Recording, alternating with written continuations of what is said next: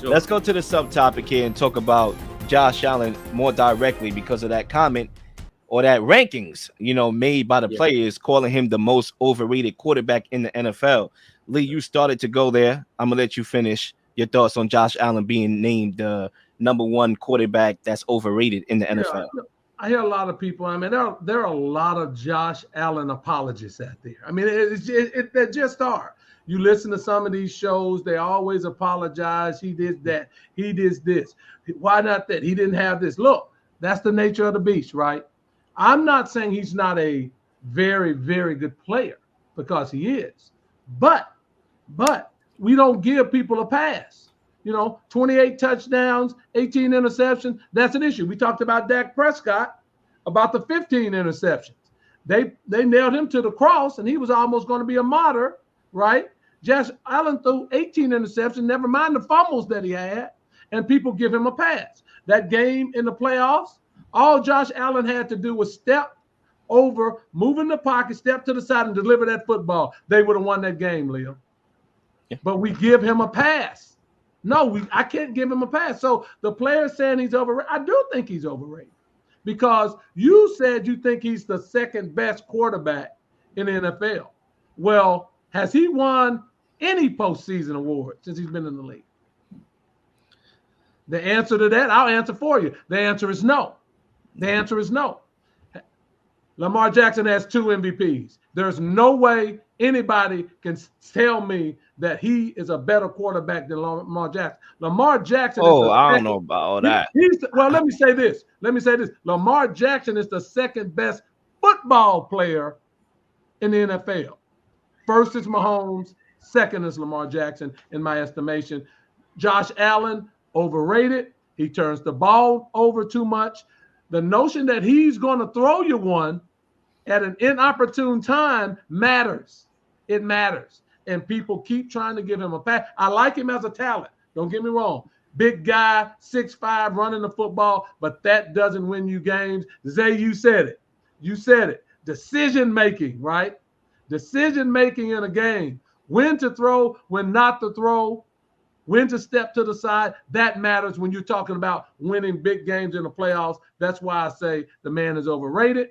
And don't anybody ever fix their mouth to put Josh Allen over Lamar Jackson when only 8 players in NFL history has won 2 MVPs. That's blasphemy. Yeah, I don't know about all that. That's a hot take.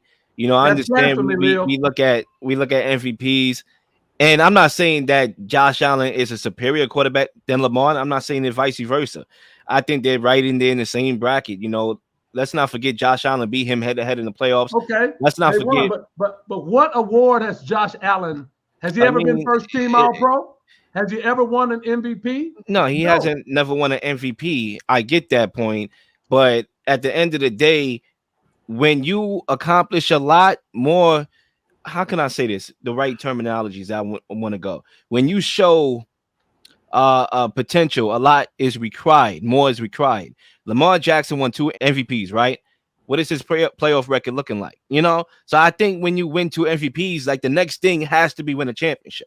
He was in the AFC Championship last year. And he did not play well. And I understand coordination. I understand they didn't run the football. But in that fourth quarter, earlier you said if this happened, if that happened, if Zay Flowers didn't fumble on the 1-yard line into the back of the end zone, that's a different game. So we can't say but guess what? That defense, Josh Allen, and not say it for Lamar Jackson. Well, guess what? All right. So if we want to talk about this further, I'm willing to debate here. Okay. Absolutely. Even if it's leaving the island of the question to come back to the question just to get the point across, right? That 13 seconds, that was not Josh Allen's fault against Mahomes. Not his fault.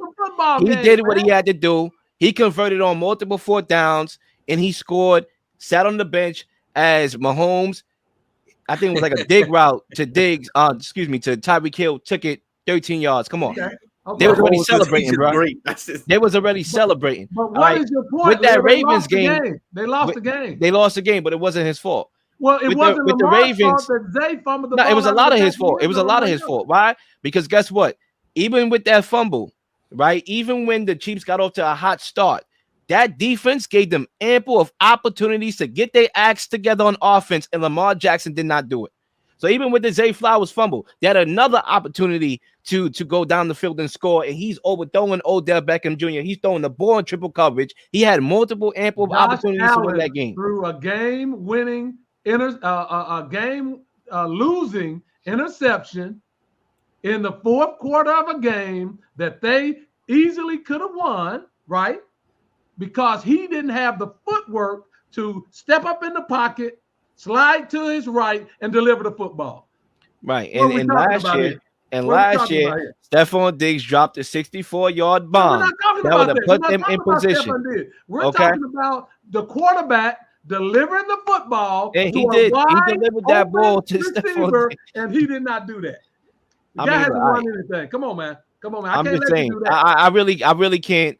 I can't let you do that. I really can't disrespect Josh Allen that way. And I'm not going to disrespect Lamar Jackson at the expense of winning this debate. I think they're both top 5 quarterbacks, and I don't think he's the most overrated. But Zay, I'll let you take over the mic, and I'm going to give you my overrated guy. Go ahead. Yeah. I don't believe the most overrated quarterback in the NFL is Josh Allen. There's actually another quarterback in this division named Tua Tagovailoa, who is definitely my most overrated quarterback in the NFL. The man, I've been saying this since day one, that man does not play good against elite teams. Against teams over 500, he's actually under 500. He's 7 for 14 against teams over 500. He throws 60% of completions. He throws 200 yards per game. He has 28 touchdowns and 18 interceptions versus teams over 500. The man is not good. The man is not good when it's against the Bills, when it's against the Texans or what the Chiefs or whatever teams you want to look at as the best, the better of the better teams in the AFC. He doesn't play well against them. And it wasn't until Tyreek Hill and McDaniels go over there with that tricky system of putting all the fastest players in the world on one team and let's see who can run with them. And he just throws the ball up. He lost the ball to everybody. It don't even have to be a bomb. He could throw the ball 5 yards at the 75-yard passing play. It doesn't make any sense. I think he gets a lot of love on ESPN. He gets a lot of love from a lot of different people, and he don't deserve it. Man, any quarterback can play in that damn system, and it could thrive. McDaniels made that system so well-tuned. We saw Teddy Bridgewater playing damn near good football in that Miami Dolphins offense before Sauce Gardner gave him a concussion. And that was tough to see that day. But he played any quarterback can play well in that system. Tua being the most accurate quarterback in the NFL, the most accurate quarterback I ever played with, or X, Y, and Z. All he's doing is lofting the ball up, pillow hands, just throwing the ball right into the breadbasket to the fastest players in the NFL: Tyreek Hill, Jalen Waddle, Mostert, A-Chain. He comes up all these guys are super quick. Who's keeping up with him? There's not a soul that can keep up with them. There's not a zone that can prevent them from catching the football anywhere they want to. Is that the quarterback or is that the player running at a damn near 3.9 and a 40-yard dash? These guys are tremendously quick. It doesn't make any sense, but Tua gets a lot of praise for it. Tua, this man, the quarterback is the greatest. This one and third. So what happened in the playoffs? He only went to a playoff game. He didn't play well in that playoff game. He didn't play well at all. Right, and I think he gets way too much credit, and people put him in a top 5 quarterback conversation. People have him as a top 10 quarterback in the NFL, and he's not. He's not a top 10 quarterback in this NFL. Zay, can I ask you something though? And I appreciate your take on that. Well, first of all, that playoff game was sub-zero.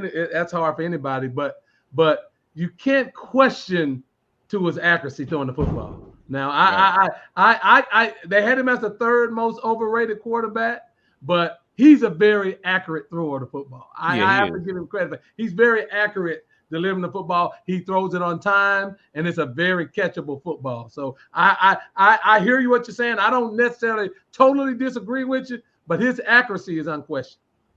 I agree with that too. If you can't do it against the elite defenses of the NFL, how could you be an elite quarterback? I say this all the time. In basketball, I say anything. You cannot be called an elite defensive player, an elite offensive player, if you're not doing it against elite players, right? Anybody could go 60 on the Pistons. Anybody could do 70 points on the Broncos, right? If you're gonna sit there with the fastest players in the world on one team, and all you gotta do is loft the ball, and you know he's gonna be 20 yards away from the nearest defender, what do you do there? Because you can't play a zone. You have to play man, because if you play a zone, they're gonna dot up your zone the whole game. There's nothing you can do. And then when all comes over, everything falls crashing down. You throw a screen, but behind the offensive line, Tyreek Hill runs for 40 yards. Like what? It's nothing. Is that a product of Tua Tagovailoa?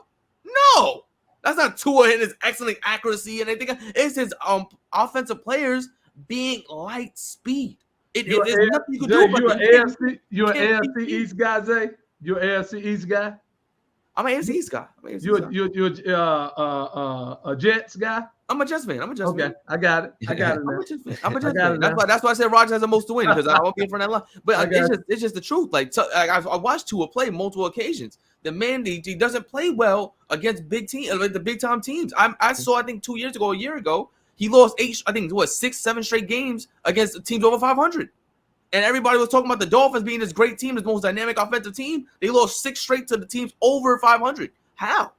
If you're this dynamic team, how you can't do it against the other good teams? When you go to the playoffs, are you expecting to play under 500 team? I'm confused. They underachieved. Yeah, go ahead. I'm sorry. To be fair, I mean, they did put up 70 against the Broncos, and then the following week they lose to Buffalo 48-20. Like, how does that happen? You just put up 70 the week before and you lose. And at the time, you could say the Broncos had a better defense without Milano. I think that that's the game that Tua got hurt, right? Or they thought he was hurt. I'm not sure if he got hurt in that game. That's a good question. I'm not disagreeing. We're not putting it all on Tua here. I just looked that up. Yeah, I'm not disagreeing with you, Zay. There are some things that I do. I think sometimes Tua tries to be over accurate and he throws interceptions that way. But I love his ball because it's a very catchable ball for anybody that he throws to, and he is accurate. So I hear what you're saying. I'm definitely on with that. I'm gonna go with my guy, who I think is overrated the most in the NFL. And disclaimer: it could change. Coordination obviously could help improve that theory, or negate that theory rather. And I'm going to go with Jalen Hurts. For me, I think he's the most overrated guy. I'm not sure where you stand on that, Lee, you being a Cowboys fan or not, or whether that even matters. But we'll get to that. I think for me, obviously Kellen Moore is a big hire, and we'll see how Kellen Moore, is able to gel with Jalen Hurts. Kellen Moore, the book is still out on him. Whether or not he's really one of those dudes or not, a lot of people think he's overrated. Some people think he is really that good. So we'll find out. But I think with Jalen is a little bit more complex for me, because he had that 1 year where he led the Eagles to the playoffs and they got bombarded, off the field against the Buccaneers. I remember that game because, I'm a Tom Brady fan. And I remember after that game, they actually traded for Wilson. But Wilson nixed the trade. That came out, obviously, to the general public last year. So they tried to trade, Jalen Hurts. It didn't work out. Wilson didn't want to go there. He wanted to go to Denver. And then he had the year where he led the team to the Super Bowl and played one of the best performances I've seen in the Super Bowl from a quarterback right there. It was a really good performance. And then I'm ready to give him his flowers. I gave him his flowers in a loss. I didn't penalize him for losing to Patrick Mahomes, especially when he played well. And I think they lost that game mainly because Nick Sirianni's coaching. I gave him respect. But then last year happened, where even when they were winning games and they were 10-1 or something like that, I was like, no, something is fishy. Okay. And then I turned out to be right. Mind you, Lee, I can't make this up. I was getting chastised when they were 10-1, simply by observing that even though they were winning games, and I understand it's very important, you play to win the game, something didn't look right. And I got chastised for it until it became apparent that something was not right. And they couldn't adapt to the blitzes, and a lot of that was coaching. I give coaching some of the blame there. They didn't know how to react to the blitz and all that. I get it. But then you look at Jalen Hurts, and there were some things he could have done better. And one of the things that I like about Jalen Hurts, even when I was going through my phase of trying to decipher, is this guy really an elite quarterback? I always had leadership to fall back on. Well, guess what? He's a leader. That's a guy that you want in your locker room, right? But then last year it happened, and everything was deflected to coaching. No, coaching. It was never ownership with Jalen Hurts last year. It was coaching. Even that play where he threw the interception against the Seahawks Monday night late in the game, pretty much iced the game. He blamed coaching for that. And then it came out a couple weeks later. AJ Brown came out and said, you know what? No, it wasn't coaching. It was the players who made that error. Okay, that's AJ Brown, okay, who was going through his phase with his diva tendencies, and he came out and took ownership. Jalen Hurts, my name is Bennett, and I'm not in it. Coaching. So we're going to find out this year with all the changes, defensive coordination, offensive coordination, if it was really coaching, if Jalen Hurts is really that dude. Me personally, I'm going to put him here right now until I'm proven otherwise, and he has a golden opportunity to prove otherwise when the season kicks off. So, yeah. And plus, to be fair, you brought up Tua. I'll bring up Jalen Hurts. Who won that quarterback battle back in Alabama? I'm just saying. And I understand college and the NFL is totally different. But, like, at the same time, it's like Tua did beat him out in college, Okay? Just for the record. But, yeah, I'm going to go with him. Anyway, any last thoughts on this topic before we move on to the next one? No, I just want to throw a couple of more names that I want to get into that most overrated category. Trevor Lawrence, Justin Herbert, just to throw them out there. Oh, yeah, I like that Herbert pick. Lil knows I like that Herbert pick. Give my guy Herbert a defense, please. Give him some receivers too now. Give him some receivers too, Yeah, 25 and 25, 500 quarterback. Like we've been talking all day, you got to take the good with the bad, the bitter with the sweet. He needs to win more football games. Let's see if Harbaugh can help him. He needs to win more football games. I have to agree with you with Trevor until proven otherwise, because he was labeled as this generational prospect. And I think that's where things could really get interesting, because I'm willing to, I'm not here just to win a debate. I could care less, right? There's debates that I win. Obviously, I'm one of them ones. I've been doing this since college, right? But I'm not here to win every single debate here on the show. I'm not. I'm here to add reason, right? To really add reason and to even debate my own take. Because I feel like with Jalen Hurts and Trevor, I want to bring them to this category. Because with Trevor, unlike Hurts, he was pronounced to be that dude, generational prospect, number 1 overall pick. He's the Jesus coming to the Jacksonville Jaguars to transform that franchise, and it hasn't panned out, but we always still label him a top 10 quarterback because of what we think his upside is. Whereas you look at Hurts, who was not pronounced to be anything really. He was like a second-round pick, projected to sit behind Carson Wentz, and then he had a couple struggles early on, then he got going. And then sometimes I feel like we use that pass of him losing a job, of him being on the bench as a prop to say he's overrated, like myself. So I think sometimes it is those, previous things that hover over you throughout your career that follows you, and I think I can say the same thing with Josh Allen too. Please like and subscribe for all the up-to-date content. You've been slinging shows left and right, slinging content left and right. Please don't miss anything. If you do, like, subscribe, leave a comment, leave a question, something you may want to answer, something you may have. All ideas are great ideas. Nothing's a dumb question.